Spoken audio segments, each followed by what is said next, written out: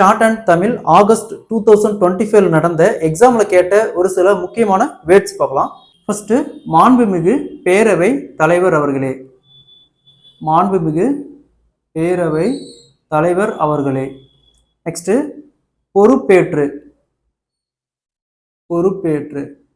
Next, நான்காவது ஆண்டை. நான்காவது ஆண்டை. நெக்ஸ்ட், ஐந்தாவது ஆண்டில். ஐந்தாவது என் ஆல்விங் எல்.